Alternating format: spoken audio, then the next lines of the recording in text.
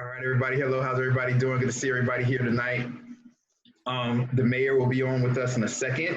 She's finishing up another meeting, so we're going to go ahead and get started. The virtual regular council meeting for July 28th, 2020 is called to order at 6:31 p.m. Very much, everybody. Oh, no, this is the budget. My bad. The budget workshop this virtual second budget workshop is called to order on Tuesday, July 28th at 6:32 p.m. Thank you very much, you guys. May I please have a moment of silent meditation, and we'll follow that by the Pledge of Allegiance.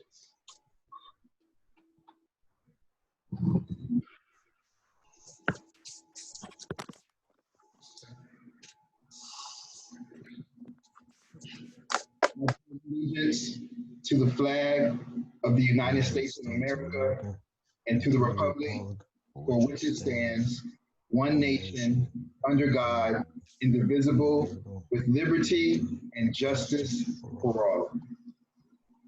Thank you very much. Madam Clerk, may I please have roll call? Roll call, Mayor Cubillos. Vice Mayor Nickerson. Here. Councilperson Roman. Here. Councilperson Erbom. Here. Councilperson Perella. Here. Also present for the record, Janice Jacoby, Village Clerk, Interim Village Attorney Norman Powell, Christia Liu, Village Manager, Chris Wallace, CFO. Thank you very much, Madam Clerk. I appreciate that. Chief Magnuson also. Do you want me to read the notice in, Mr. Chair? Yes, go ahead. Yeah, this will take a few minutes as usual. Pursuant to Executive Order number 20-69 issued, the Governor Ron DeSantis issued an order relating to local government public meetings. The Governor's executive order suspends current laws that require a quorum to be present in person and that a local government body may meet in a specific public place. It authorizes local governmental bodies to use communication media technology, CMT, such as telephonic and video conferencing, as provided in section 120.54B2 of the Florida statutes. Further, chapter 28-109, entitled Conducting Proceedings by Communications Media Technology of the Florida Administrative Code, provides guidance for the procedures to be followed to conduct a proceeding by means of communications media technology or to provide access to a proceeding by use of a CMT. The governor's order does not waive any other requirement under the Florida Constitution and Florida's government and the Sunshine Laws. The village is using Zoom to hold this virtual committee meeting. The Zoom platform does not require the public to purchase or download any additional software or equipment to watch this meeting. Zoom is a cloud-based platform for video and audio conferencing, collaboration, chat, and webinars across mobile devices, desktops, telephones, and room systems. Public comment will occur as they always do at the committee meetings, during good and welfare, and after each agenda item prior to voting. When the chair opens the meeting for public comment, anyone wishing to participate will have 3 minutes to speak. This is how residents will be recognized in the application. If you're using a mobile device, just click the raised hand on the button. If you're using your personal computer, click the icon participants on the bottom of your screen. You will see the option to raise your hand. There are 2 ways to view the meeting on your screen. There's gallery view and speaker view. In gallery view, almost all participants will be seen at the same time on your screen. In speaker view, whoever is speaking will be viewed front and center, while other participants will be on top in smaller squares. Please make sure to mute microphones when not speaking. If possible, use headphones to mitigate sound feedback. When addressing the Village Council, please first state your name and home address. All comments submitted will be included as part of the public record for this virtual committee meeting and will be considered by the Village Committee prior to any action taken. Everyone participating in this virtual committee meeting is required to maintain decorum. No clapping, applauding, heckling, or verbal outbursts in support or opposition to a speaker or his or her remarks shall be permitted. No signs or placards shall be allowed. No person other than the person having the floor shall be permitted to enter into any discussion, either directly or through a member of the committee, without the permission of the chair. No questions shall be asked of the committee except through the chair. Any person making personal, impertinent, or slanderous remarks, or who shall become boisterous, rowdy, disruptive, or making personal comments while addressing the committee shall be barred from further participation in this virtual committee meeting by the chair. If at any time during the virtual public meeting, the ability of the public to listen or participate is interrupted due to a technical problem, the meeting shall immediately pause during such time and resume when the technical problem is corrected. The village has published an agenda as well as included in the notice to the public pursuant to our village code and the items and topics that will be discussed at this virtual meeting. Chair and committee members, are you comfortable with all the notice provisions set forth as these uniform rules of procedure we have established for this virtual committee meeting? Yes. Yes. Yes.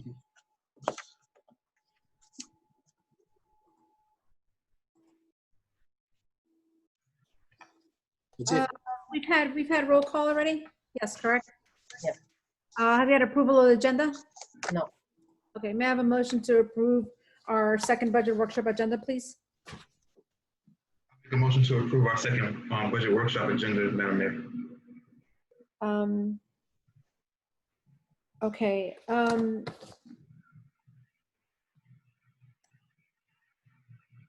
Manager, do we have Chris Wallace on this evening? Yes, we do. Our interim CFO, Chris Wallace, is available and on the Zoom call. May I have him please direct the council as it relates to many of the questions that I think some of us had as we ended at the first workshop. And then once he has done that, I would like to go forward to some of the questions that I may still have that from the copy that I received on Friday, I don't see them yet. So if you can just highlight to the viewers and to the council the updates and the changes and the corrections that he made. All right, well, give me a second so I can put this on two screens and I can see them together.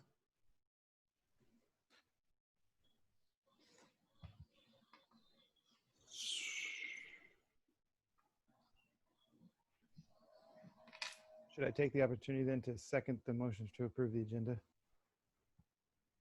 Who made the first, the motion wasn't approved. Okay, so who made the motion? Nickerson. Motion by Vice Mayor Nickerson, second by Anders. All in favor, signify by saying aye. Aye. Any nays? Hearing none, the agenda passes with just the approval of the review of the budget we have before us.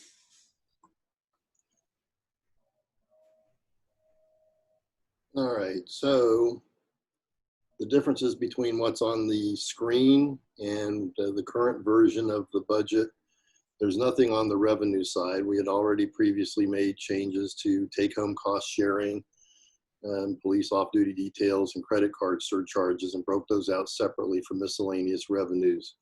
So everything on this first page is still correct. I don't Now, know. just to correct, so it's correct because you have corrected it since we last asked, but it's the first time that I think the viewers are seeing it. So for the purposes of whoever is seeing, and for those members of the council that have not spoken to the manager, can you just highlight the couple of changes that you made since the last meeting that were not here? Okay.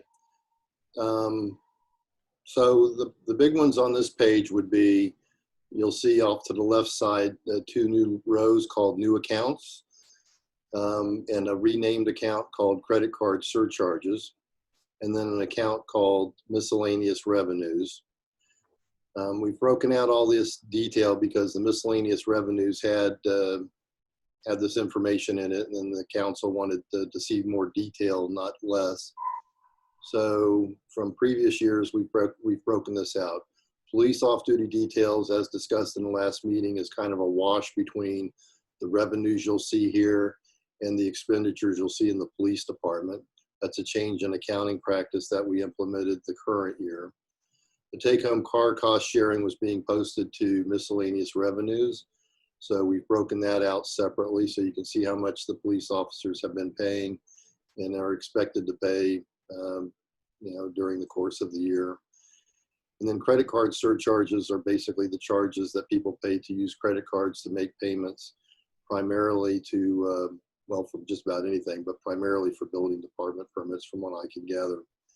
So all those now have been separated out, and I think that's pretty much the only change on this side from the last meeting.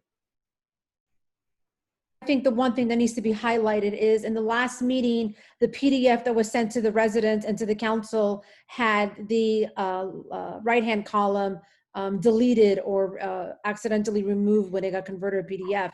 So for clarification and to the residents, it needs to be noted that the second line, the ad valorem taxes loan, where it says 172, that 172 will only be added if there's an increase in the millage. So I think it needs to be directly stated, which most residents did not get from the last workshop, is that the administration or members of the council are proposing there to be a millage increase by 1%, correct?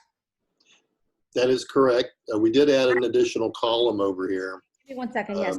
Just to From the last thing that shows what the budget would be like with and without that additional millage rate increase to pay for the debt that's outstanding. All right, Chris, so I understand that, but when you were saying that nothing else has changed, that's not correct, because I asked you to add that one column so that the residents and the council can actually see the tentative proposed budget with the 1 mil increase, and then I asked you to do a column for the tentative proposed without the 1 millage increase. So these are necessary changes that we need to highlight when we're addressing it to the committee, to the council, as well as to the residents, because this is not the same from the first time. So I think it's important to note that the general revenue that is potentially proposed for the new fiscal year is 2.5, but that's only if the millage is increased. It would be 2.3 or 2.4 almost if there is not a millage increase. And I think that needs to be verbalized and specified, because again, that was not really specified in the first workshop.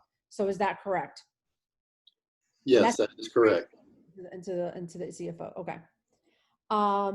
Also, the other thing I believe that was added that we talked about at the last workshop was that under planning and zoning, there's an expense line, or excuse me, an expense line called cost recovery fees or developer fees. And that is what's delineated in all of Pluserbia's invoices, which they're letting the administration and our accounting office department know that these are the fees that can be billed back to either the developer or the residents based on what the project is. And what we asked, but when I say we, I asked the manager and I asked you to please add on the revenue sheet on cost recovery revenue so that it's an exact match. It says 16,883, whereas before it didn't say that. So that way the expense that has been already expensed this fiscal year, the potential revenue, it would be the same if we're able to recover those fees from whether it's the planner or whatever the project may be, correct? Yes, if we recover them, then it would be 16,883. It doesn't affect the budget under discussion, but it does affect the projected year end. Exactly, okay. And to the manager, is there anything else that we left out as it relates to the revenue proposed and how we may end this year and how we propose for the next year? And then I'll open it up to the council. No, I know that interim CFO Wallace also added that there will be the off-duty details as well as the payback for the police vehicles from the police officers. So there are some newer things that we can track. I think it's very straightforward, and I hope it answered the questions. We did have other members of the council call and speak to me about some matters. So I hope we've incorporated all of those things on the revenue page. And as we go through, you'll see other changes too. Now to the council, I want to open up discussion for the increase in the millage, because I do believe that that is what needs to be mostly discussed as we go through the proposed budget for the new year. I want to hear, and I believe residents want to hear the perspective of the council as it relates to the increase in the millage. So I'll take I'll take the first hand.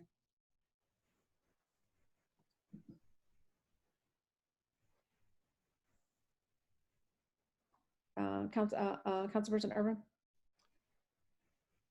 Yes, so I remember hearing a discussion about how much revenue could be generated from different millage increases at, I believe it was one of the arbitrations with the PBA regarding step pay increases with the officers.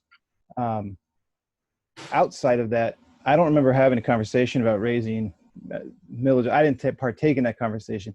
I was just a member of the audience at that meeting, but I remember, for example, if we were going to go from 8.3 to 10.0, max it out, right? That's the just max it out. We're talking like $400,000. If the CFO will correct me, but in that ballpark is what was discussed, if I'm not mistaken. And then the 1 mil amount of revenue generated, I remember in that meeting he came back with a number of something like $112,000 to $120,000 in terms of revenue generated off of a 1 mil increase. Regardless, there is absolutely no way at all I'm going to be able to support a millage increase. It's irresponsible. It's not going to get us to our goals. It's only going to hurt the residents, and it's not going to fix how we got in this situation. There's no harm in giving it another year to at least try something other than just do this. So I am 100% opposed to any millage increase whatsoever. If the village had been managed properly for the past 3 years, we'd be in a situation where we'd be lowering the millage because property values are going up. And I'm exhausted from hearing about how we have no options because of a hurricane. There's options, and this isn't one of them. That's all I have to say. All right. Before I go to the next one, I see two. I see someone under Eunice Jacoby's name, but that's not Eunice Jacoby. Can you identify yourself? Oh, yes, that's me, Emily Poveda. I'm not sure why it's popping up like that. And you are? I am applying with the city of El Portal, the village of El Portal, as a police officer. She's being sworn in at the next meeting. So I apologize. She got on a little early. That's fine. Okay, not a problem. Welcome. I got an email to get on so 6:45. So That's correct. I'm like, am I in the right place? I apologize. My apologies. We're in a budget workshop. We're going to start at about 7, hopefully. Okay. Okay. Would you want me to come back at that time, or do you? Yeah. Yeah, you can. Sure. Okay. Alrighty. Perfect. Okay. Okay, perfect. Thank you. No problem. All right, thank you. Anybody, and I'd like to hear from another council member, please.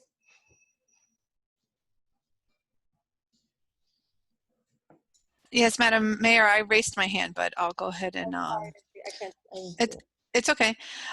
So I had a conversation with the manager in regards to this. I too am against this completely. In addition to being, it's definitely not the right time. In addition to this is not the way to recover. We're facing COVID-19, which has left a lot of people unemployed and with a lot of hardships. And this is not the time for us to put that stress on anyone. I did receive, I don't see them on, so I do want to go on the record because I received some emails from a couple of residents. One being Adam Old, and I will read what he emailed me. It says, I do not support raising the millage rate to give the police a raise. I believe 9.3 would put us as one of the top tax municipalities in the county. Now with the Black Lives Matter and substantial debt, it's not the time to be giving police a huge raise. We all know belt tightening will come next year. We need to prepare for that. The salaries have exploded since Jason was the manager, lawyer, clerk, etc., are many times more than they were. Even the council is taking home more.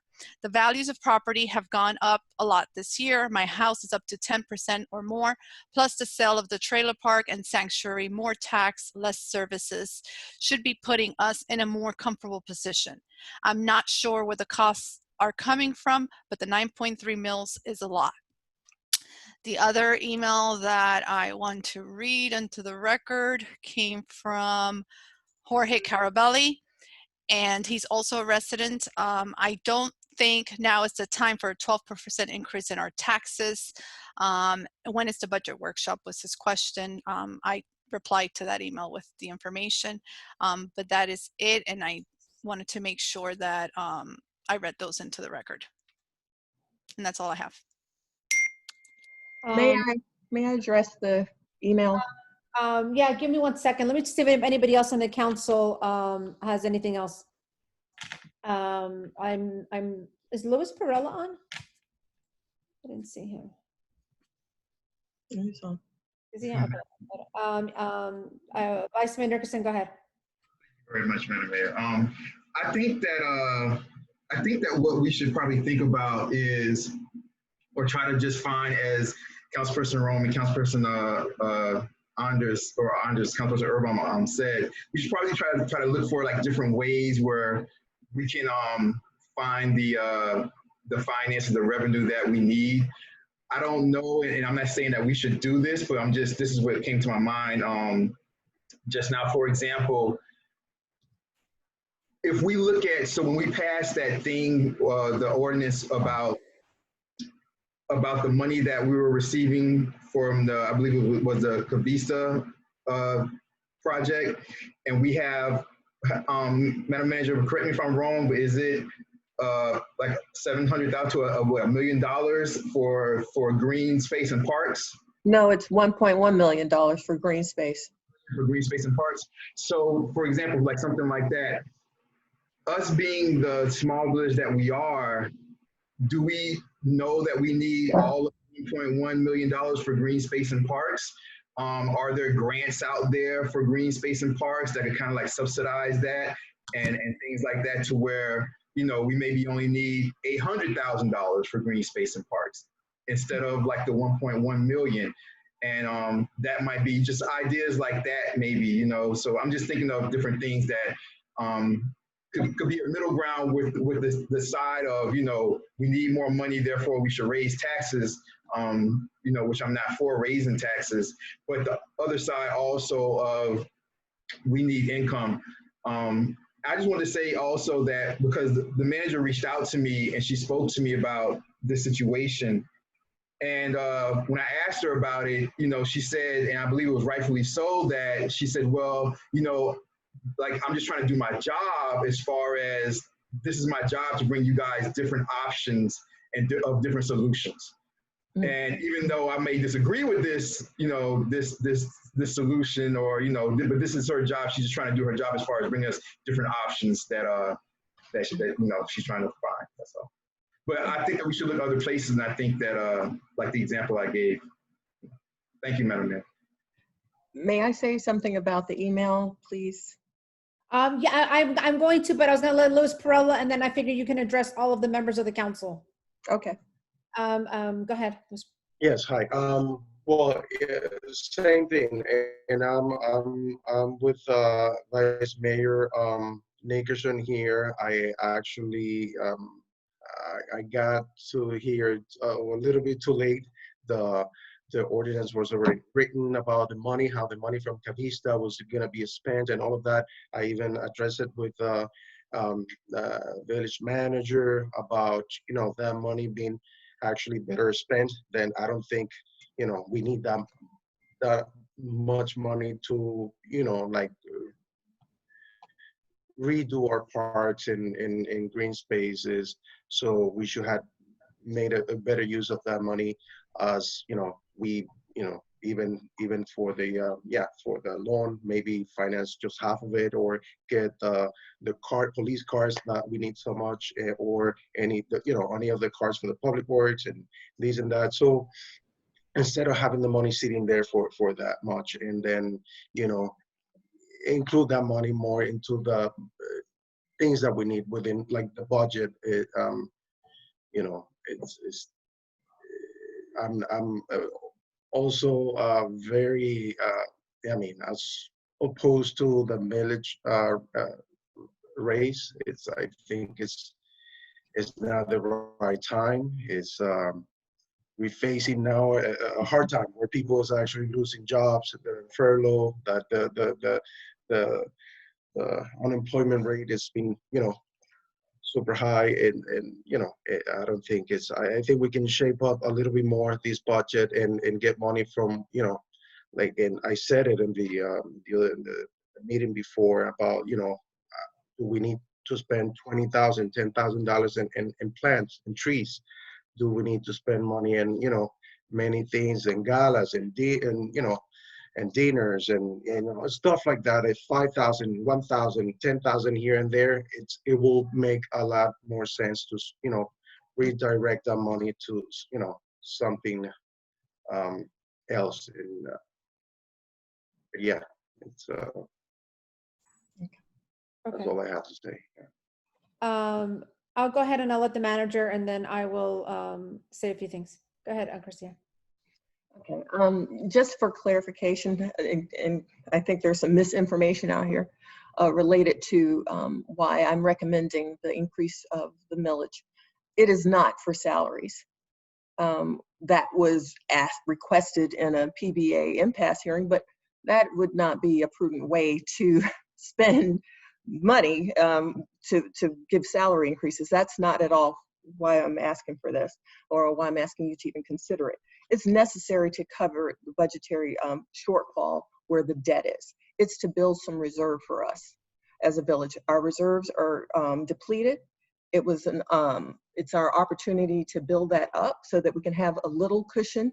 As we know, the Hurricane Irma cost us $2 million essentially, and if we have another hurricane, that's what we'll be. But the difference is we have no reserve at this point, and we wouldn't even have a little bit to help us get through that. So that is why I'm offering this or requesting this, and I'm asking you to think about it in this way as well. If we have to set the millage now, and we can always lower it, if we come to a point where we realize that we don't have to do this, or we don't have to raise it to that level, but we aren't going to be able to come in low now and then raise it later.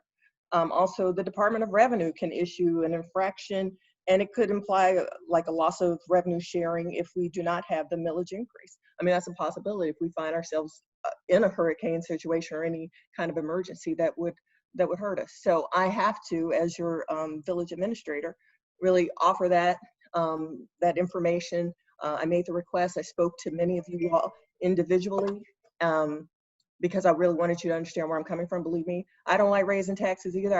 I feel the same way, but I also know where we stand in terms of what's available to us if we have an emergency. And even though we've made this statewide mutual aid agreement, with the state to help us out if something should happen, we still have to pay for those services. So I just want you to bear in mind those things. And yes, when we set when the developers' fees were gained from the Cavista project, I did make recommendations for a public works truck and code enforcement car, and to use some of the funds also for other vehicles for the police department. The way the wording went, I mean, my recommendation was not taken, and the funds went completely to green space. No, I understand why, but I just want to reiterate that we do have parks that need some assistance too. Perhaps there are some, I don't know what they would be though. I mean, the budget is very lean, and we can go through it for everyone to see, but I have to make this recommendation just as your village manager. That's it. So I know we have a meeting in a couple of minutes, and I am going to cover some points that I have said before, and I've said it perhaps not in a manner that some of you or like to have heard it, or maybe I didn't say it and deliver it in the nicest manner. But a few months ago, I told the admin and finance committee to really start having some hard conversations and having some real conversations.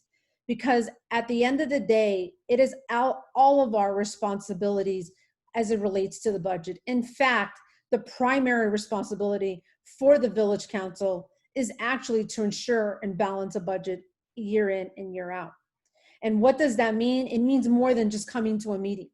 It means having to have really hard conversations that are necessary to have.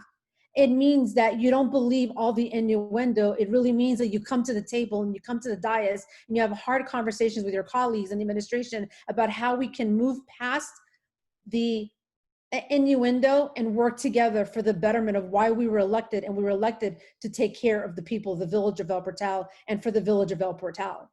Because believing in innuendo and allowing the very thing that united us, which was all these community events that we had, we've allowed that to go by the wayside by allowing a lot of conversation and a lot of attacks on this administration and on some members of the council that, while some members have joined us and not have worked together. I said something in December of 2018 at a council meeting, and that was, we really need to start working together as it relates to the IRMA reimbursement. We really need to start working together. Because if you all believe and think that for 1 second that all of the negative publicity that we got from the Miami Herald, of which, by the way, they never apologize when they're wrong, if you think that has not hurt us, it has hurt us. And it's very members of this council, not members that are here today, that put those things on the Miami Herald, and it has worked against us. And the very reason that there is being a proposed millage rate is because really of the IRMA reimbursement. That's the big elephant in the room. It's the reality of it. And I said about 4 months ago, what is going on with the IRMA reimbursement? And then there was this innuendo, oh, well, doesn't the mayor know that the village is being sued? How does she not know that? And so on and so forth. Well, the village is not being sued, and it's still not being sued. The village is being challenged by the state to give us our money back. But nowhere does it say that we cannot still unify our message and our voice and our attempt to really challenge the state. If you all have been listening to the news lately, when I'm going to talk about at the next meeting, the Miami-Dade County mayors are doing that with the county right now. So it really behooves all of us. And I'm going to add something. I received about 4 phone calls, and I received an anonymous letter. And I call the attorney, and you know what? I'm not going to read the anonymous letter on the record as they have asked me to, but I am going to send it to the clerk, and I'm going to make sure that everybody has the opportunity to read it, because it really speaks poorly about many members on this council. It does. Very ugly about the members of this council and members of the administration. And I'm not going to read it. You want to know why? Because I'm not going to continue to feed into exactly what people want to continue dividing us. Because I'm going to say over and over, if we have a better plan, if we have a better action plan with the administration, we may have received more monies. I find it really interesting that the email that the manager sent all of us, if the members of the council looked at it closely, we have been obligated some money. But it's really interesting the time frame when all of that money that was already obligated stopped coming to us. The time frame is very coincidental to what was going on in this village, because we got obligated in the summer of 19. And shortly thereafter, we received some monies, and fortunately that money those monies that we did receive went right to the state to cover Wilma. And then right after that, we got nothing else. Coincidentally, at the same time that we were dealing with our own issues in the village of El Portal, and we were being threatened by members of this community saying that they were going to take us to the Department of Homeland and they were going to sue us. We had members that used to work here that would say the same thing on the record. You don't think that members of legislation in the state are listening to us at this moment? They are. And if you don't think that negativity festers, it does. But if we had a better united voice, we wouldn't be here today. I'm the first one that when the manager called me to tell me that she was going to propose a millage increase, I said, Cristia, in 2011, when this was done, when the village passed with increasing the millage to 8.3, it passed on a 4-1. I was the one no, but it still passed. That was in 2011. History, it's on the website. All you got to do is look at it, because it's there, and I am not lying. So I told her clearly I am not voting for it, because I do believe that there are ways that we can do things better. And I do believe that when you're elected, you have to make very hard decisions that are not popular, and you have to make hard decisions at the end of the day is the betterment for when we get to this moment, that we're able to say, you know what? We made hard decisions, but they were fiscally all responsible. I want each of you, you don't have to say it tonight, but you ask yourselves and answer yourselves one thing. What have you done? What have you done? And that's one of the questions that was asked in Allen. What have you done to help with the IRMA reimbursement? What have you done to decrease revenue? And what have you done to generate revenue? Because by generating revenue is not just about dollars. It's about how do we acquire assets? How do we collaborate with the resources around us and the people that we know to be able to bring in, cars, obviously cars that work, but what are we doing? And I'm not talking about today because right now it's a day late, $1 short. But that was all of our responsibilities, and all of you who are running for office and all of you who want to continue carrying on what we do here, you're going to have to make some hard decisions, and at times it's not going to be popular, but they're going to be right. And let's also face it, being sued and being paid $40,000, $50,000, $60,000 repetitively year in and year out does not help at all. And I remember one thing that the former manager would always say, and it was hard, and many police officers did not like when he said this, but it was a truth. While we are a great village and we're a great place to work for, and we're a great place to whether it's start our public service or start our career in the police enforcement or start it in public administration, sometimes it's hard to retire here because this may be the stepping stone. Because you can't come into this village and make a caviar or want to have a caviar salary and a benefit program when the reality is that that's not who the village is. It really never has been. Maybe one day it will be, but that's not who we really are. Why? Because we don't have all of that business revenue. We don't have all of the businesses. And even if we have the built out of the Cavista, and even if when we have the other built out, we're still not going to be Miami Shores or a Coral Gables or a Pinecrest or anything else that's going to have that many a tax base. We're still going to have to always be moderate with how we choose to run the village. It's always going to be like that. It's always going to be like that. Always, always, always, always, always. And again, these are conversations that whoever the administration and finance committee is going to be next year, you're going to have the conversation every single committee, not just one committee, not just two committees. It's every single committee. There's many creative ways to be able to generate or bring in grants. There is many ways, but hey, by the way, it's not the responsibility of only the mayor and the manager. It's just not. The mayor, everybody thinks the mayor is supposed to do everything. And when everything does happen, then everything gets the mayor. But the reality is all of our responsibilities. And I told a resident something today. I said, can you only imagine if all of us worked at a 25%? And when I say all of us, I mean the council. I'm not talking about the administration right now. Because when you're elected, you have to do more than show up. You have to be involved, because part of being elected here, it is a job. It's a volunteer job, but it's a job. And if you're not working or volunteering or being a part of this community and with the administration for 20, 25 hours a week or 30 hours a week, I don't really know what you're doing. Because for almost 12 years that I'm about to complete in November, that's how much I've had to work, and then some, a lot more. And that's how we've been able to save some money, because I help out, and you have to be a part of the administration and helping them out. You don't give them directives and you don't tell them what to do, but you're a helping hand. One of the reasons I wanted the Resiliency Task Force is so that there is now another sort of channel of people that can help, that can contribute ideas and recommendations that maybe the once they bring to the committee and the administration can possibly follow. That's how we sort of move along. That's really why the Resiliency Task Force, besides the fact that we need it here and it's important to have, but you all have to ask yourselves the hardest questions. What have you done to get here today? Because I know what I've done, and I have it in black and white. I have them in emails. I know what I've done. I know what I haven't done, and I know what I have done, and I know what I can do better. And I know what I will do better when and if I have to. But that's a question that falls on all of us. And now when I say all of us, it's the council, it's the manager, it's the clerk, it's the CFO, and it's the attorney as well. All of us. So from what I've heard this evening, None of us are for the millage rate, and I applaud each of you for being there. But what I am going to ask each and every single one is, what are you going to do? What are you going to do next? Because the administration is going to need some help.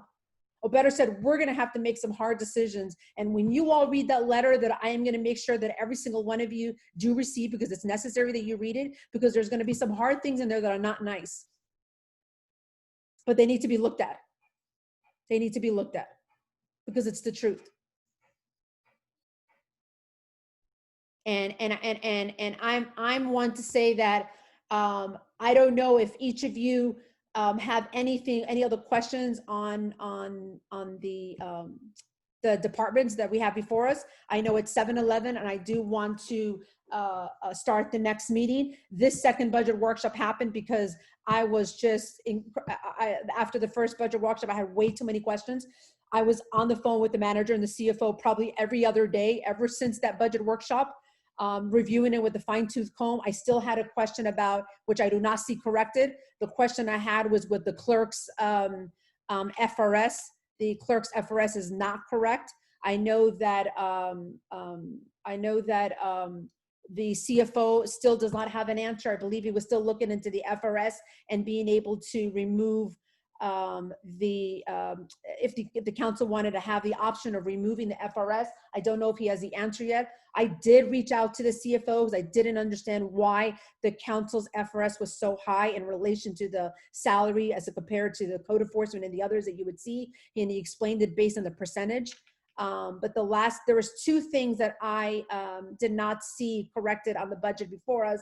And that was the FRS for the clerk, because it's budgeted, I believe it was budgeted last year, oh no, you did correct it, I see it, because you had it much lower, but it is projected to end at 7,800. Is that correct? Am I looking at, oh no, the retirement for the clerk ended at 12,000, and I didn't know why you had proposed to end it at 5,000 this year. Would you like me to address that? Please. All right, so I was actually kind of surprised when we were developing the payroll cost. We assumed that the clerks, because it's a part-time position, would be budgeted at the regular rate. But apparently the clerk is in the senior executive service, which is a much higher rate than we had. So the actual cost, which you'll see in the village clerks, is now $13,645 based upon the current rates that the Florida retirement system has.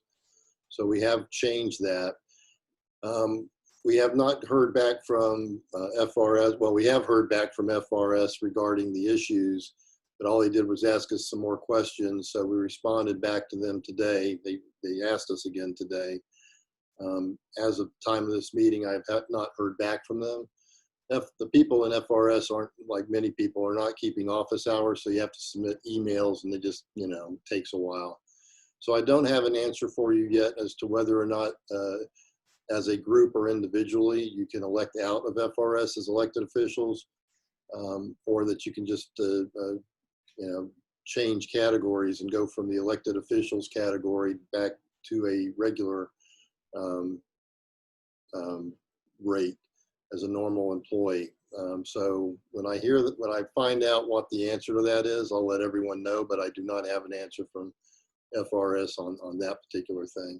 We did resolve the clerk's issue. As I said, that was a mistake on my part, thinking she was categorized as a regular employee, but she is part of the senior executive service rate, and we have adjusted that at this point in time on the budget. Two more things, and then I'll open it up back to the council before we adjourn this budget workshop. To the CFO, I mentioned to you and to the manager that a reflection of all the dollars that the village has either been awarded or has received in one way through an appropriation needs to be properly noted for. Where can we find the CBG grant of 186, in which I know that was worked through with Rob Arano and the manager? Well, I got the grant agreement today for CDBG. It has not been reflected in this budget. We'll be adding a new fund essentially for CDBG. that will both account for the revenue and the expenses. I would imagine that's going to be a wash. So it's not in this particular version of the budget, but it will be. It does not affect the property taxes or anything. But, you know, we're looking over the grant agreement that we got today. So as soon as we can evaluate that and see what we need to put in, we will. The other money for the developers agreement has been put in. It's going to be at the very end of this. If I can share the screen, or actually, I'd rather not share the screen. I think if someone can just scroll down to the bottom of this.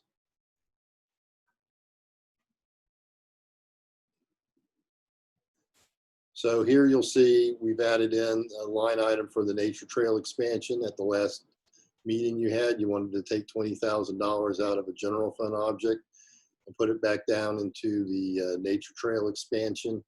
So we've shown that there. That money will be transferred out of the general fund back down into here. If you could go up a page.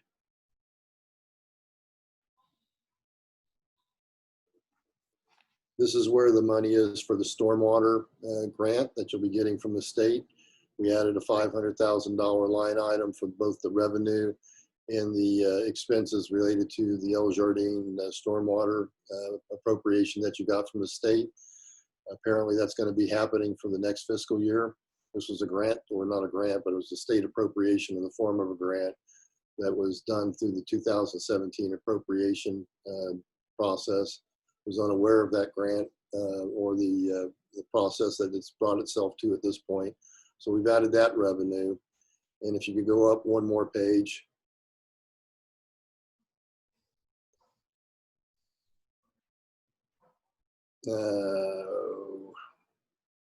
Make it another page.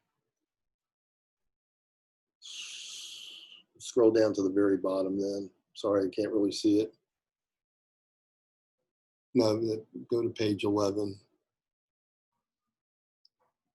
And then 12. And page 13, I think it's actually on page 14. Is there another page below that? Oh yeah, there it is. Excuse me. This is where we're accounting for the developers agreement. We've received or expect to receive $366,000 this year and $733,000 next year. We're not going to spend any of it this year, more than likely. We do have $500,000 expected for green space development and renovations, and the rest will be held in reserve in this fund, but it's restricted to use according to how the developers agreement was executed, and the ordinance requires the money to be spent. I heard earlier that maybe you want to reconsider how that can change, but that's a legal question. Currently, you do have an ordinance and an agreement with the developer on how that money is to be spent. So that's where it currently is accounted for. So hopefully that accounts for all these different pots of money you have. Doesn't help you any in the general fund or addressing the issues that you have there regarding the deficit that we're currently in, the lack of reserves from that, and the loan payments that have to come due. Okay, so I thank you, Chris. I just want to add something before I move to the council to answer the question I think Louis Perella may have brought up, or a concern. Keep in mind that every municipality is multifaceted, and only one component is public works, to include parks and to include all of that stuff. So when you think of the totality and you think of us, the village, holistically, at least we can say that there is going to be monies towards, whether it's going to be a park renovation or the maintenance, or there could be conversation about whether or not the tree trimming and all of that. But green space funding is necessary because that's a huge component of our home values.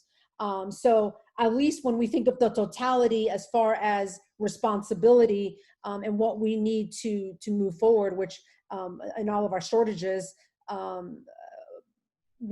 don't want to say we're good, but it's good that we've done that work that's necessary to allow for us to have money for stormwater, to allow for us to have money for public space, to allow for us to have money for parks, to allow for us to have the maintenance. All of that is going to be necessary, and all of that is a service to the village, which is part of the green space ordinance or lack thereof that was given to us as a result. So when you think of the totality of dollars, somewhat we have that covered. I think the conversation could be is maybe some of those public works dollars that it relates to either the tree trimming or the car or something like that. Maybe that should be considered for, or could be looked at. But we really have to just take a look at the other aspect, and it's the one component that is always going to be the loan right now. Unfortunately, when I ask each of you to, what are we doing to help with this, the village, one of the things that what COVID-19 brought so much disparity to so many of us, one of the things that I immediately got on with the manager and the bank and the attorney was to say, hey, let's refinance this now, because guess what? It's going to be at an all-time low. And we are going to be going in and saving some money next year with that, what we're going to be paying towards interest, because we were able to capitalize in a moment. And that's when I say it's, if we work together and we brainstorm more and we have better conversation together here, we can think of things that would help the greater good, and the greater good is the village and it's this budget. I don't know if any of you have any more questions for the manager or the CFO. Well, there is one more change. If you could scroll up, who's ever controlling it, to probably page 5 or thereabouts, maybe page 6.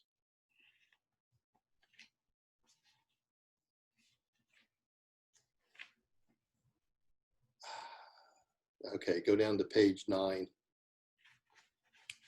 All right, so one of the changes here is if you notice this one account that's called debt service,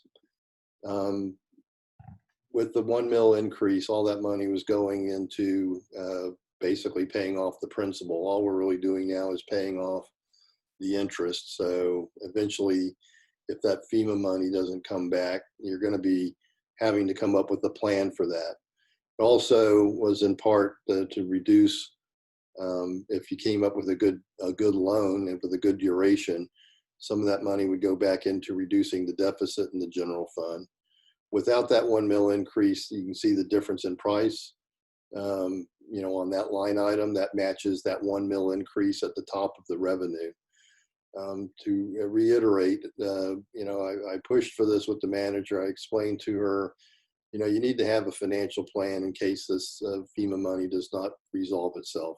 And honestly, unless you can come up with $172,000 in savings on your budget, I don't know where else you're going to get that level of expenditure. So hopefully, if FEMA does come through, and that's my prayer that it will, your problems will be solved. But you only have one chance at this fiscal year. If it doesn't come in, all you're going to be able to do is pay interest next year. And if it's not resolved by the end of next year, it probably will never be resolved. For purposes of time's sake, I want to go to, I believe Anders has a hands up, and I know we're in time here. So there's something else you have to add financially as far as numbers. Let me go ahead and back to the council, please, and see if they have any questions for you or the manager. Anders? I don't know if you have your hand up. I do have my hand up, but I'll defer to the chief first if he wanted to make a comment. Oh, Chief, do you have your hand up? I don't see you. Yeah. Okay, go ahead.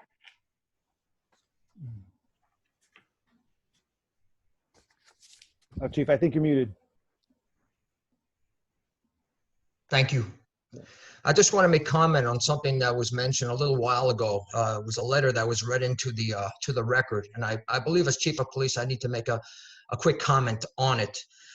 In terms of money for the police or things along those lines, if it's for tightening the belt, I fully understand it. I think all the officers understand it. We'll try to work with whatever we have to do, but that's certainly a good argument to be had.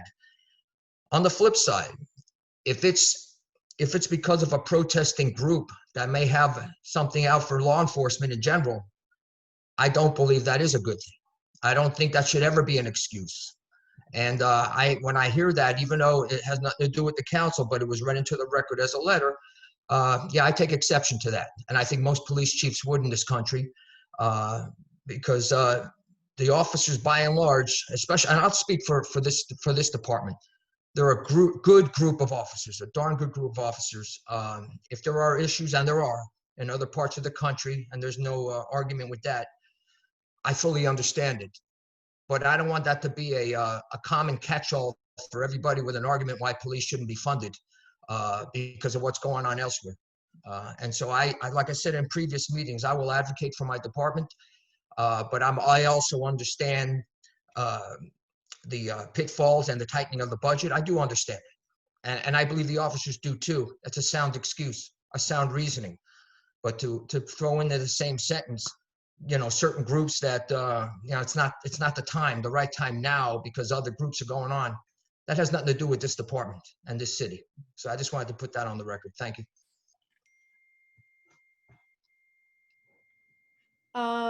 Who has their hands up? Go ahead. Okay, I actually wanted to say something along those lines as well, Chief. So firstly, I do wholeheartedly support the Black Lives Matter movement. I personally, as an educated white male, have had incredibly negative experiences with a lot of law enforcement in Miami-Dade County. I've lived here 20 years. I really appreciate our police department here in El Portal. You can see the difference you can see the difference in attitude just from the way our officers drive through the neighborhood versus Miami Shores, for example. And I will call them out because they are outrageously aggressive driving around. And I've always been 6 years here, very appreciative of the attitude and the demeanor of our officers. I think we have great officers. And I actually do think that the millage increase would be potentially appropriately spent for pay raises for officers, if that's what the agreement was between, collective bargaining, the union, what have you. If there's an agreement there, then agreement needs to be honored. However, a lot of my issues here, specifically regarding the millage, in terms of finding those other things, is there are still a lot of fudged numbers within this budget. And I don't, so I'm just going to give you the very glaring example within the law enforcement budget of the special counsel. We still don't have an accurate number sitting there, and we all know that number is higher, and that should be updated. I have in my notes that for fiscal year 20, we're at 63.5. So I don't trust that we have this thing ironed out to where we can even see where truly our opportunities are, that we're jumping to, raise it by 1 mil. In addition, I will just say, I can only ever speak for myself. I can't ever speak for anybody else. I'm here to represent the residents, but I can only ever speak for myself. And to say that is, I don't read blogs. I don't read the paper. So what my experience has been is, look, Madam Mayor, you took yourself off of the Admin and Finance Committee, and then you lean on the Admin and Finance Committee and say, have the hard conversations, and then we have the hard conversations, and then we get a 10-minute, 15-minute lecture. We have a leadership and a management problem. And so a 10-minute lecture is not an appropriate response to a criticism or a critique. So I expect to see more realistic numbers before we're able to have a real conversation. And as far as the development fees go, that is for a trust fund. If it is managed properly as a trust fund, as intended, you will not have to worry about a significant portion of your public works budget ad infinitum. It takes care of you for life. And we're gonna gut it with no protections to reinstate it. And as we declared, it's gonna be outrageously difficult to do because it's already established as what that account is supposed to be. So I don't think, I agree that we haven't begun to have imaginative conversations about, or creative conversations about what we can seriously do with this budget. And I look forward to the two budget hearings where we're able to have resident input, and especially with giving enough time for residents to give their input. Again, I always say, we could not possibly do our jobs without resident input. That's it. Anybody else from the members of the council? See no hands. Anders, the funny thing is that I agree with you with 100%, because what you said is exactly what I said, just in your words, because that money could be used in perpetuity, that $1 million, and it will be.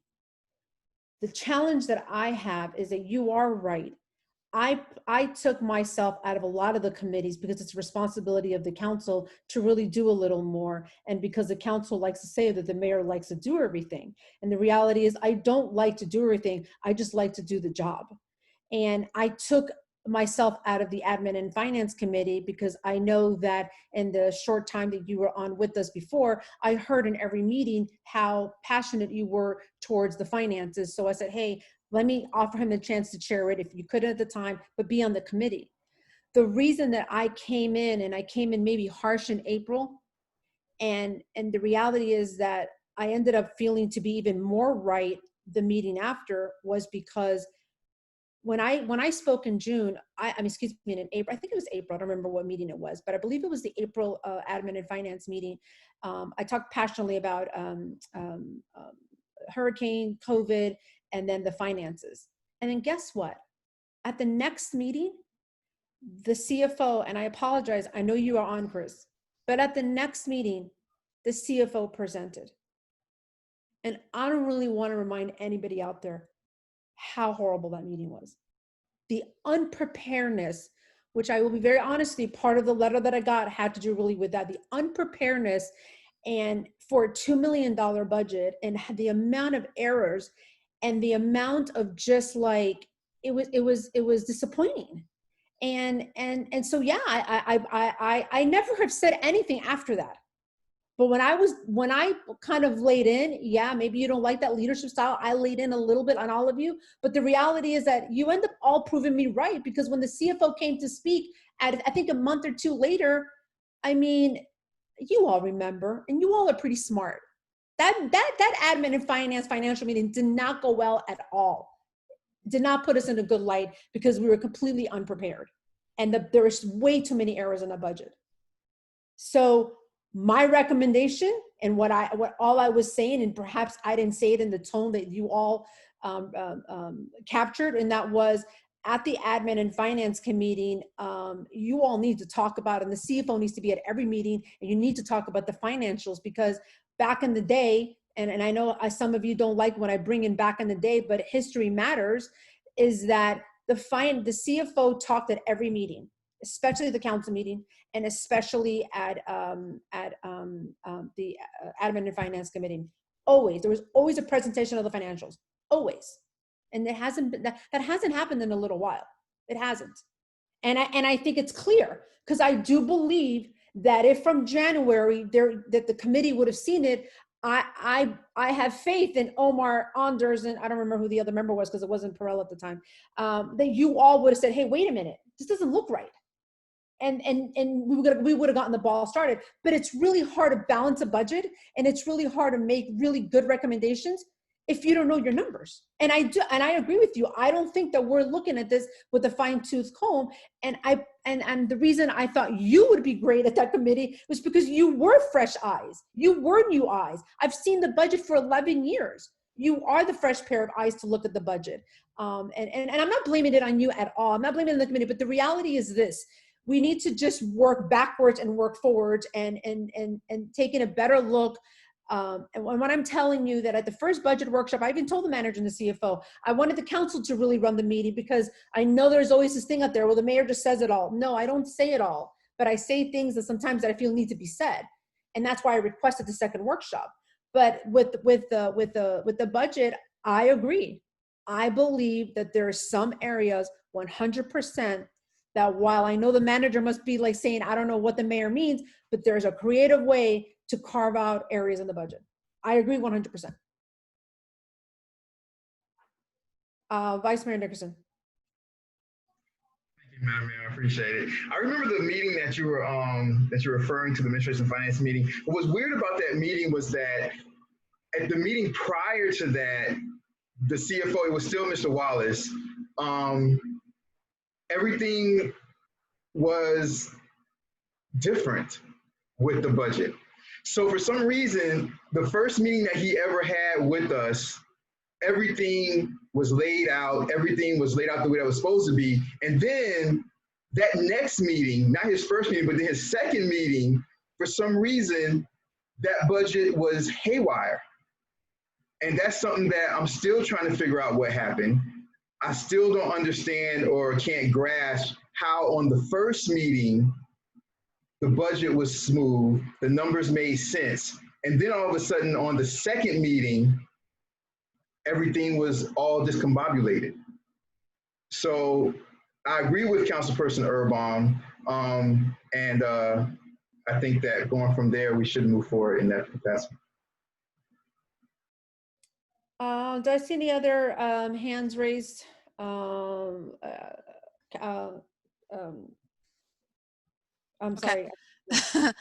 So I'm part of the admin and finance committee, and I was the one raising most of the questions during that meeting.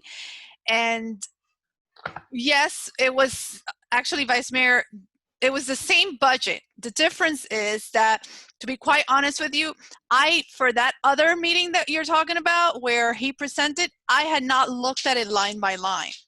The difference with this meeting was that I did look at it line by line, and I did have a lot of questions, which unfortunately weren't answered, or we didn't get the answers, they weren't clear. There was no clarity. And so I would say that that is the difference, because the first meeting, all he did was present. I don't think any of us really went line by line or asked any questions or in-depth questions.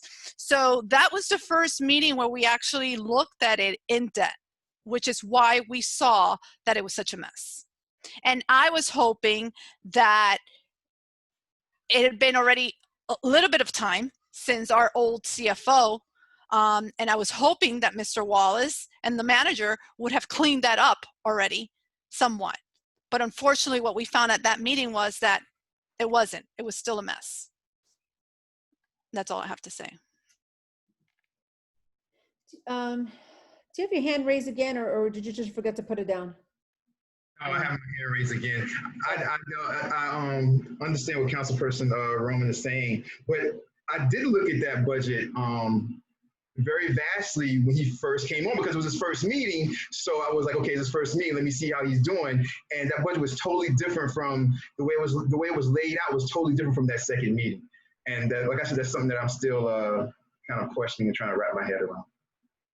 Madam Mayor, I believe, I don't know, but I believe there was an attendee also that had their hand. I'm going to wait for, once I wrap up with all the council, I will go to the members in the audience. But I just wanted to ask if the CFO, the manager, had anything to add before I open it up for public comments.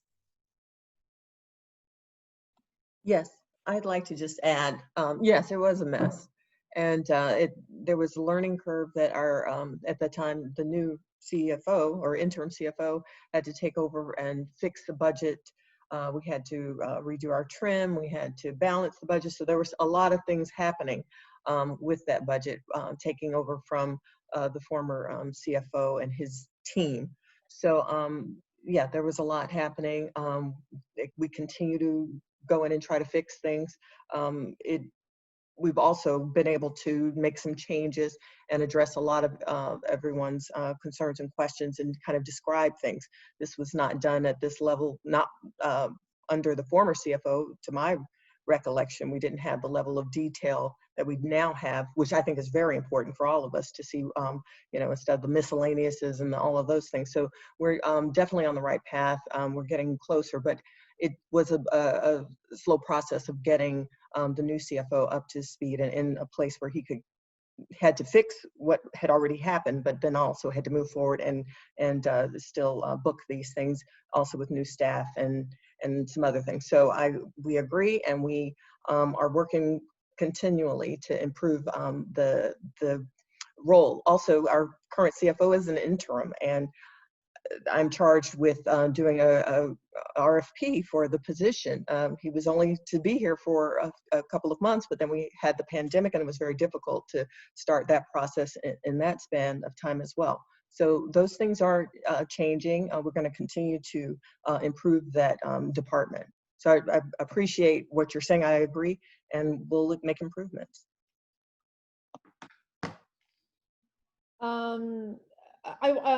Just for a point of clarity, what's left in the budget is the correction of the clerk's FRS, and to the police budget, I see that we changed or we updated the professional, legal, other fees to potentially end the year at 51. How are we in accuracy on that? Is there anything pending to the from that attorney? What else is pending? Because Councilperson Erber mentioned he's tracking and it's at 65,000 now. So I was just wondering if there's other bills that haven't been paid. Yes, or there are more things coming. I'm sorry to interrupt, Mayor, but I provided Councilperson Erbaum the breakdown just a few days ago of where we were on legal, because we were, trying to address your concerns and wanted to ensure that everybody had some information. What's in the document presently is what's been booked thus far, but those were numbers that we were just getting from bills that we've got. We haven't had an opportunity to book those. So there will be more, because I think the last invoice that was on your list was from June. So whatever comes from July and the final payout will be the final number. So there will be more. and this is all with Ronnie Huffnagel. Yes, those are all Ronnie Huffnagel charges. And what else do we have if that has been closed out already? Is there a bill that Gus has not provided? I'm sure there's one more, because now we're dealing with the final payout, which was, though, she will not be coming back to the village to work, nor is there a settlement or any fee. We will be giving her a salary for a month and a half. And so that's the final that we are now dealing with, that Gus is. But that wouldn't come out under professional legal. It would have to come out under salaries. No, got to negotiate it, is what I'm saying. And then the other thing is the fees of the arbitration. Is it? I thought it was my understanding that if we won, it's going to be split with the PBA, or it's going to be split with them, the arbitration fees. Yes, it is. Has that been paid out yet? I'm not sure if that final check went yet. It should be going soon, or because there was a change in the invoice from the arbitrator. So that's why I say we don't have final, because there was one invoice sent and then they had to correct it. So they sent another invoice.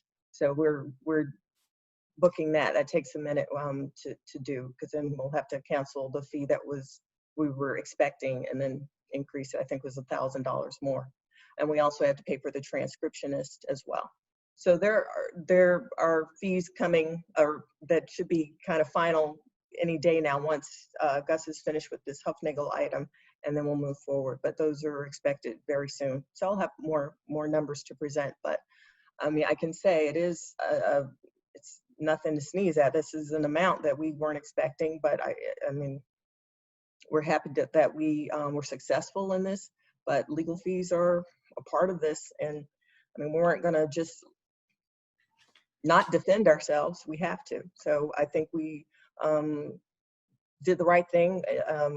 We had to pay for legal fees, and this is where we're at. Any other comments? So I can, if not, I'd like to open up to the public. Yeah. Well, the problem with the legal fees is, like, we got into a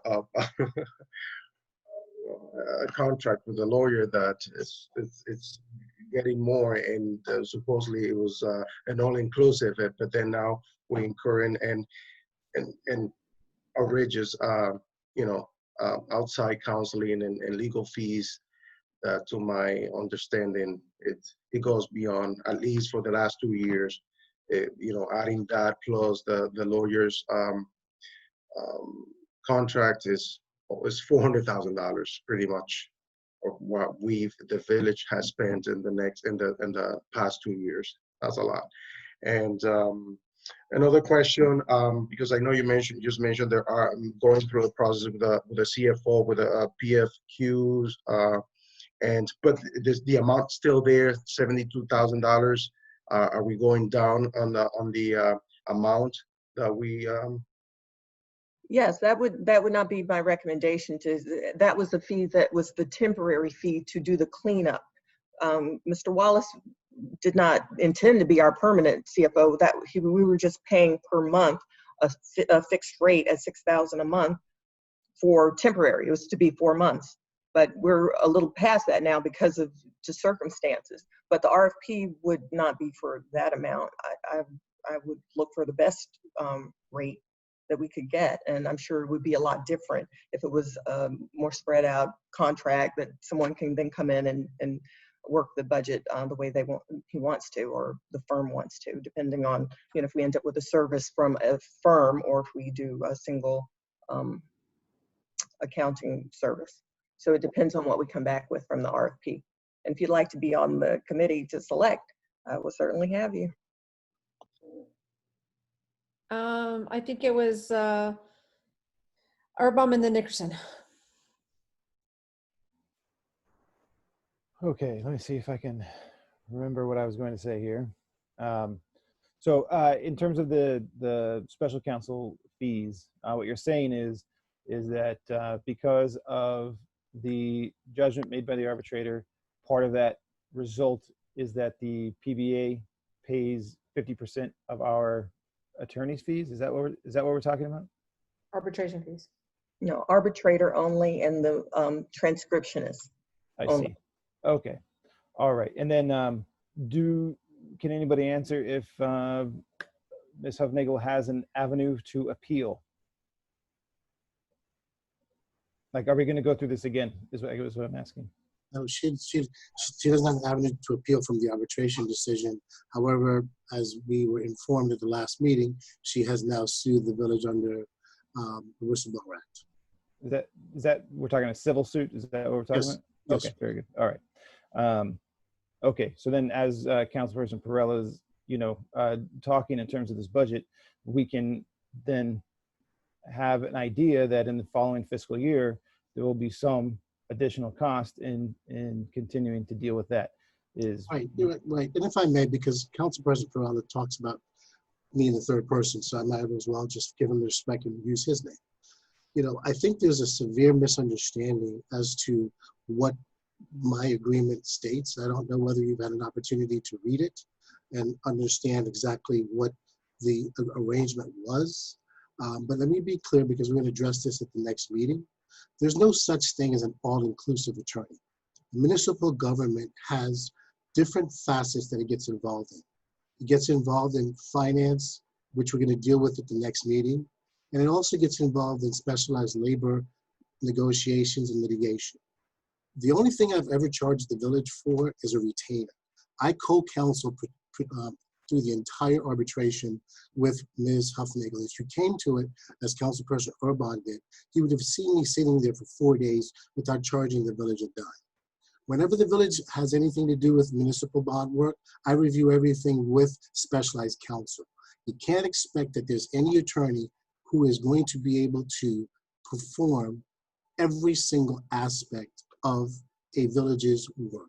Now, if you hire a large firm, which you are more than welcome to do, they're going to charge you for whatever work is specialized. So to the extent that I presented my agreement with the village a couple of years ago, which was my agreement and I honored it, I have been upside down. The mayor, the manager, anybody who's been here can tell you the countless hours I spend working with the Villages Matter. I just tried the perk hearing. That took almost 2 days to prepare for. I still have to draft the village's response to that and go through the transcript of that hearing. The village is not being charged a dime. So I would hope that when you and the other council people start relying upon whatever misinformation you've been given and putting it into the record, I would hope that you'd first have a conversation, a frank one, with me first, and second, read the agreement and read exactly what it has been provided in terms of legal services. And I would certainly hope that you'd respect me by using my name, just like when you call me on the phone and request legal advice. I address you as Councilperson Perrella, and you say Mr. Powell, but you're in a public meeting, you're addressing me as a third person that just interloped into this meeting. That's all I'm asking for, is a modicum of courtesy. Well, I beg your pardon if I offended you. I didn't mean to. We're just having a conversation. Mr. Powell, Mr. Interim Powell, let me talk. Let me just talk. Let me say something. Wait, well, point of order. No, I'm not going to have that. The attorney has spoken. Like I have been doing throughout the whole time, I will call upon. Okay. Who is next? Sorry. But we're not gonna, there's no need to fight. We all can call each other by our names and all of that. So there's no point. I believe I just saw Vice Mayor Nickerson, you just put your hand down. Okay. Because I didn't know if they wanted to have a conversation. Well, we weren't having a conversation. There was a debate that we're not going to have. There's no need for a debate. We're all allowed to air out what we feel like we have to air out. And Perella, do you have something to add? Yes, please. Like I said, I didn't mean to add Mr. Interim Powell as a third, person or whatever, his referring to. And again, I apologize if I'd offended you by mentioning just as an attorney, and it's nothing personal. It's more like Andrew said at the beginning, it's more the administration, whoever saw your contract, whoever dealt with, whether we got an outside counsel to, do the contract and all of that. I'm just saying that we, the village, incurring more legal services and paying more for another legal services to represent us. Whether it was presented as an all-inclusive, it's how it was presented. I'm not referring you as a person, and when I said, something, if I refer to the village manager or the village attorney or the village clerk, I'm referring to the position, not the person per se. So it's nothing against any personal stuff here. It's just, I'm just looking at the finances of the village, and that's what I'm seeing. If I may, Madam Chair, and I will end on this point. I'm going to say something. I'm going to close on this. I really think we, all of you and all of us need to do homework. We look at certain numbers and salaries, and many of you are right. They're astronomical, and maybe we can do better. We're going to talk about this in greater detail at the next meeting. So I don't want to go back and forth, because we're going to talk about this in great length at the next meeting, and I want to give fairness time. But really do your homework as to what we paid in the past, what we have now in terms of what we pay, and where we would really be tomorrow if we were not where we're at today with what we have. I'm not saying what we have is what we're going to have perpetually, but I will tell you this. Prior to Norman Powell or this attorney coming on, the village attorney before never attended a committee meeting and was generally at the council meeting late or asleep.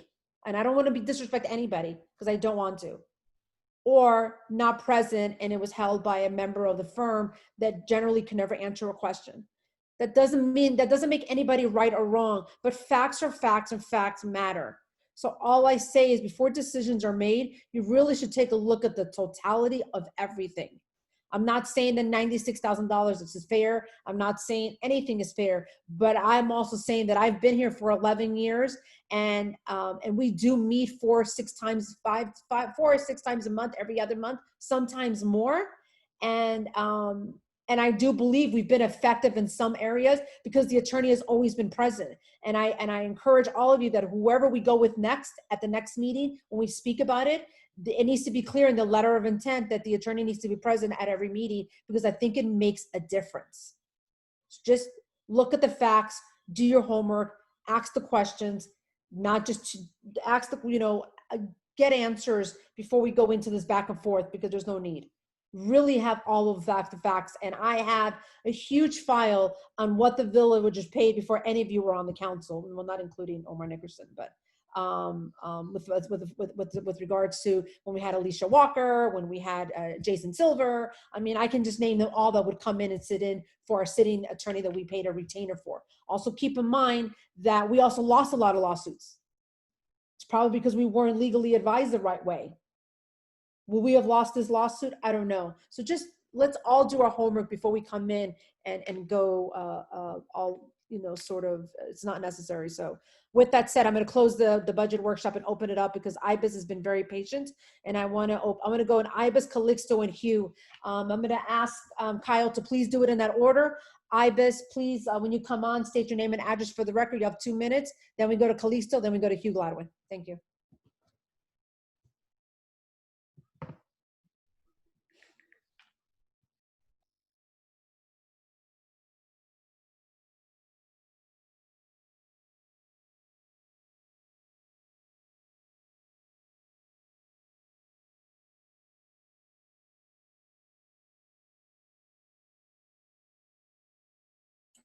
Can you hear me now? Hi. Can you hear me? Yes, we can hear you. Hi, how are you? I got it working. I don't Zoom very often, so my apologies for the errors. Name I have. and address for I'm the going record. to try to. Oh, sorry. Ibis Garcia, 500 Northwest 87th Street. What else? That's it, right? Name and address. You're good. I am going to try to get my thoughts together to make the right points if I can. I've been listening and I've heard a lot of back and forth, a lot of the things that happened, didn't happen, could have happened, might have happened, should happen.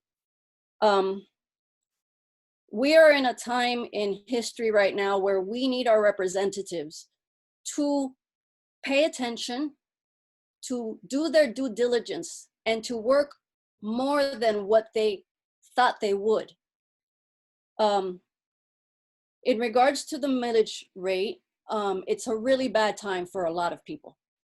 I know that that would be an easy way to fix a lot of the budgetary issues that are had or that are coming. But at this time, like myself, I've lost my business. I'm part of the entertainment world, and I may or may not have a job to come back to ever. Maybe 2021 might be the first time I could do a live event. Maybe. That's a given on a lot of details. Our budgets, just like the villages, are on a thin cushion. Like our manager mentioned, you guys have a razor thin line because of all the issues that have happened. We as residents now do too. We have a very thin margin of error on whether or not we're going to be able to keep our houses. At this time, raising the millage rate would probably push a lot of people over the edge. You may end up losing a lot more residents just because of financial burden that they cannot handle. Literally, some people are working paycheck to paycheck and not even having enough food. You've seen the food lines out there. You've seen the people in lines looking for just meals for their family. So I think that is not the way to go. I believe in a lot of the examples that were given, that you as a council, if you do your due diligence and you put in more effort, you will be able to find solutions for those budgets. Stop worrying about who did what did who, when happened that village meeting, this village meeting. You need to start from this moment and move forward with a fresh slate. Stop asking whether or not this person is doing more, and just you do more yourself. Don't worry about the bigger picture. Look at the details, because right now that's what you need. You need to look at that budget, all those details and lines, and see where. Be creative about it. Everything that you said were great ideas in the way of maybe looking for a way to redo the agreement with the developers for the parks money. I think $1.1 million is a lot for green space. I'm sure that it can be broken down and used. That's not the problem. The problem is that it may be better benefited in other areas. And if there is a way to speak to the developers and work that out, that might be a wonderful revenue point that can then translate into something better later, because you'll have more of a cushion. The loan things, I'm sure that's got to be figured out sooner or later, because that is a big looming cloud over the villages. It was a necessary loan, but at the same time, it's got to be resolved. And having these development projects coming in is a great opportunity to somehow figure out how to balance these things. There's got to be a balance somewhere. And now I call upon you guys as my representatives to put all that little stuff aside and focus on the fact that for us to remain the village that we all love and that we all want to be here for in the long run and everything else, we need to figure out a way to get past all those little details and literally come together. Now is the time. Now is the time. We already as a country are completely divided in every way, shape, or form. But you know what? Everyone on this council is intelligent, is caring, loves this village, and I believe will in their heart do the best for it. And like Maya Angelou said, when you know better, you do better. You people know better. Start doing better. Look into yourselves, see how much more you can do. I ran for council, and there's 2 reasons why I did not finish my run. One was my health. And you know what? I was going to put that aside. I was actually going and speaking with my oncologist about whether or not I can continue to run, regardless of the fact that I was being treated. And he told me about stresses and things like that. And you know what? I considered it regardless. But what kept me from really going through with it is the fact that I knew that I could not put the time and the energy required to do a good job by looking at the details. And if I can't do that for the village that I love, that I'm going to live in, I'm not going to run for a seat that I can't then give myself to. And I knew even though it's a part-time job, I was going to be doing a full-time mentality. And that's the way you have to approach it. It might be a part-time job, but you got to look at it like a full-time mentality. I can't think of anything else. I thank you for your time. You were great. Thank you so much. Be safe. Thank you. Calixto Navarro would be next. Thank you, Kyle.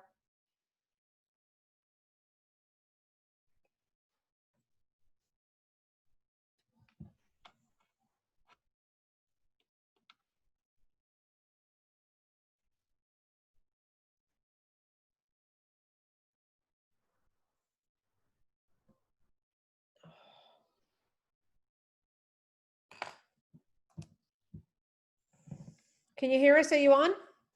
Oh, there you are.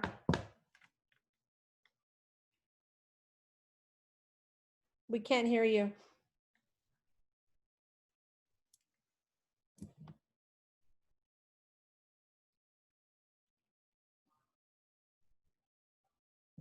We can't hear you.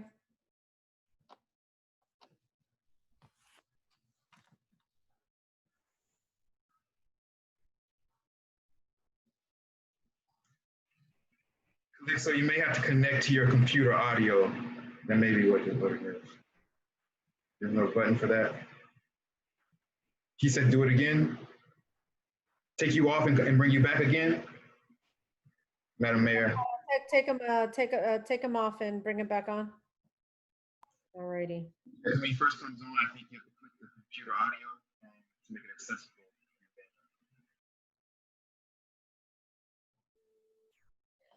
I think he's gonna reconnect because I saw him disconnect. Yeah.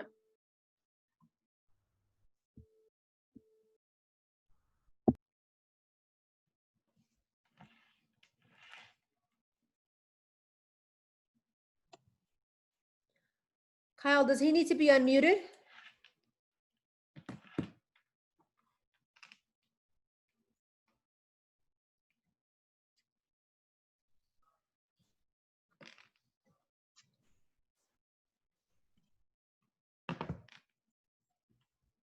Calixto, can you talk? I think you can talk now.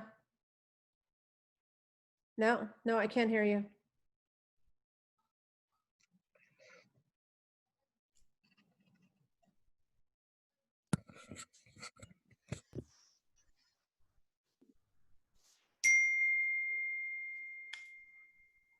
It's gotta be with his volume.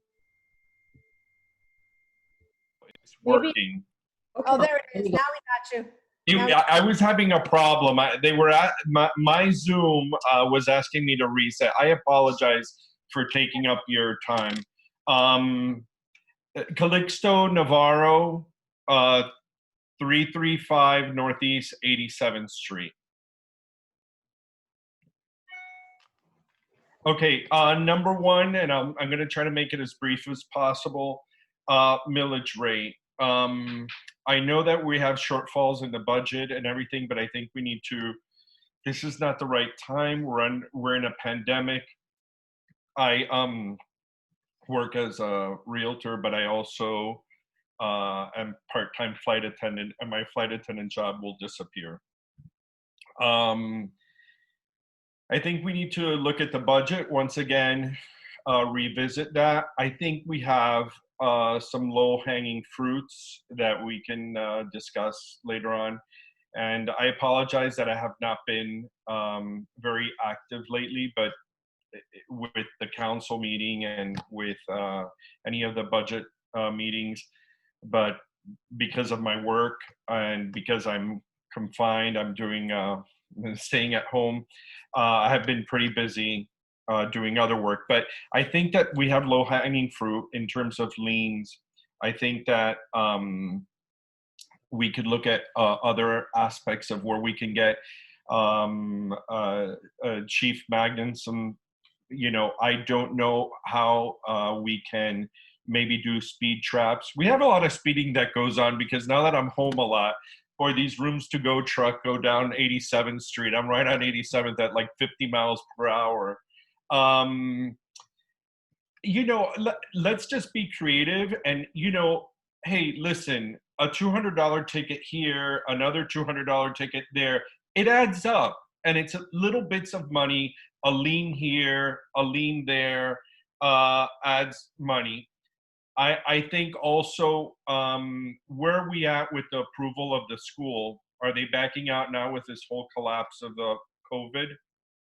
Were we able to get the impact fees or no? No. Wow, that would have been a nice chunk of change in our budget. And then the trailer park people, anything from them? They're probably not going to develop now with the economy in shambles the way it is. Okay, so we're back to square one. No church, no trailer park, and no commercial, which we needed the income from the commercial properties. So that's gone. Okay, so we have to be creative and do something with that. And then I just wanted to address one thing. Council Powell, and this is to you. I think you got a raw deal here. I think you're going to put a lot of hours. Since I'm a realtor, I deal a lot with attorneys, and they're not cheap. and they charge by the hours, and it's not cheap.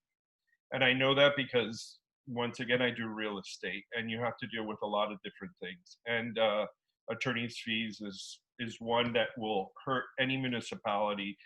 And lastly, where are we at? What has been the cost of not Powell's, Mr. Powell's fees, because he's part of the village, but the outside counsel that we hired for the Ronnie Huffnagel case, and the lawsuit that is to come, the civil lawsuit? How much is she suing the city for, the village for?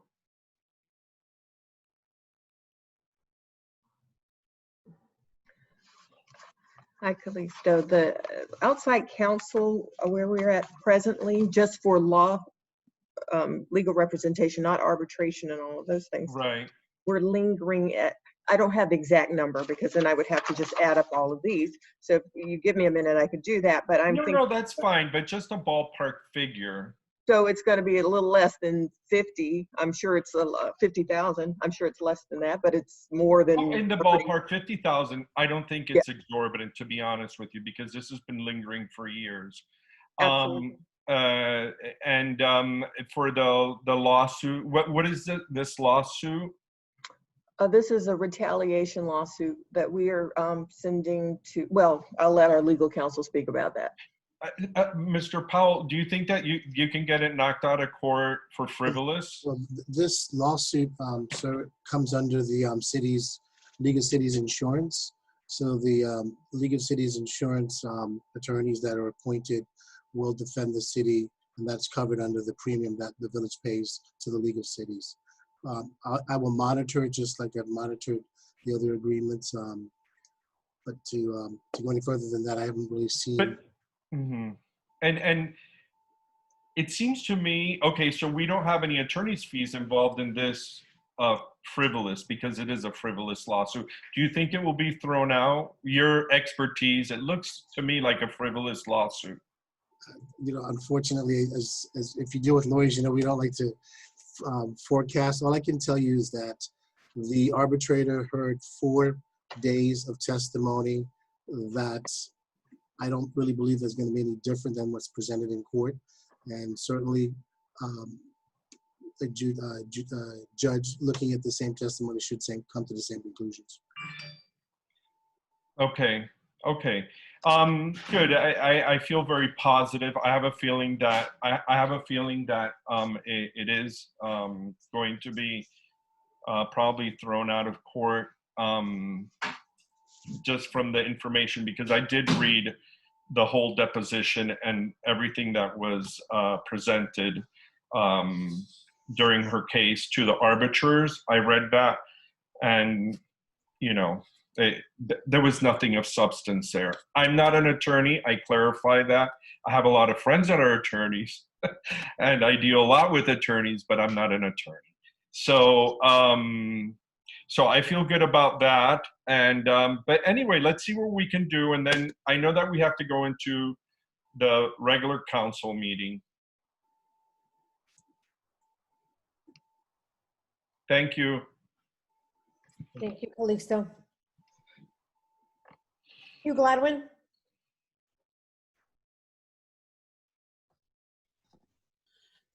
Hi. Can you hear me? Perfectly, thank you. State your name and address. Welcome, Hugh. Gladwin, 400 Northeast 85th Street. Okay, I was sitting here listening to the meeting, also pulled up my last county tax bill to calculate how much this millage increase would hit me at, and it would cost me $174 all of next year, which, and I grant I'm much better off than a lot of people in the village, but I have to think when I listen to you, I mean, I feel like Councilperson Roman had some reasons to speak against it that she gave, but other than that, it seemed to me it was just knee-jerk. I'm never going to pay for taxes type of thinking like we get from the majority party in the U.S. Senate. And it terrifies me that the village is running down its reserves to zero. This is an incredible place. I've lived here for 35 years. We've always had what amounts to really good community policing, low crime, beautiful environment. We get incredible value for living here. But, this is a place, as you've all said, that has no commercial property. We have to pay for the quality of life that we live here. And, when your reserves run down to zero, you're putting the village in a place where it risks going out of existence. So I just, I don't know, it's really upsetting to me to hear what I heard at the meeting today. The second thing I just want to mention is this famous FEMA money. Everybody says FEMA's got to pay the money like somehow it's in Washington. This isn't Washington that's the problem. It's Tallahassee. This is a mess that was left over after the previous administration. I mean, you guys are our politicians that we elected. You need to get on the horn and find out what the heck happened up there. It seems like no one's even looking into it. The same thing happened with our representatives. I mean, I don't know what the whole political system is doing to protect us, because I think somebody up there has it in for El Pertel that we're not getting this money. I'm sorry. And you guys need to do it. I mean, everything that I've heard, I mean, all these years where I've begged people on the council to go to meetings that were critically important for the village, thinking particularly of past Public Works Committee meetings, things critically important. People said, oh no, I don't have time. I have all this other stuff to do. I can't go to these meetings. So please do your bit. Thank you. Thank you, Hugh. Thank you for being here. I don't think there are any other further raised hands. I'll bring it back to the budget workshop. If we have no other comments or questions for the CFO or manager, one second.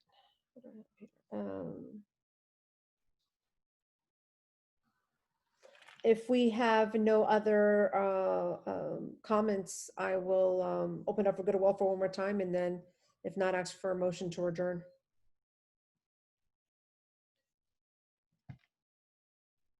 All right, see no hands raised. I asked the manager to please work with the CFO, get those changes. I think there were 2 minor ones, actually 3. Do you remember what they were? I can't hear you. I muted when I should have left it. Yes, the FRS issue for the council. And then you want an answer about the village clerk's FRS, and then we are adding the CDGB grant monies. And then a more accurate dollar amount as far as where we're at with the legal other under public safety. Oh, absolutely. And we'll definitely have a number as quickly as we can for to close out this legal issue. Anything else from the council that I left out besides those 4 points? All right, seeing none.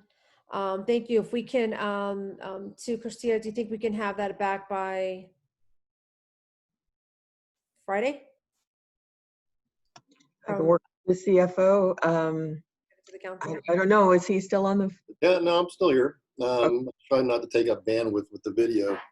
I would expect you to have this on Thursday. Perfect, Thursday. You got it. We Okay. do have, if I could just interject, we do have 2 other changes to the revenues. The state released the estimates for revenue sharing and sales taxes.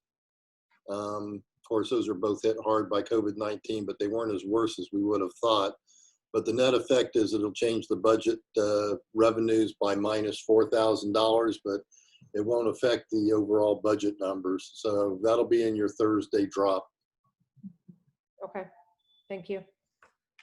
All right, anything else in good and welfare? Seeing none, thank you all for being here. Do I have a motion to adjourn? Make a motion to adjourn, Madam Mayor. I'll second the motion.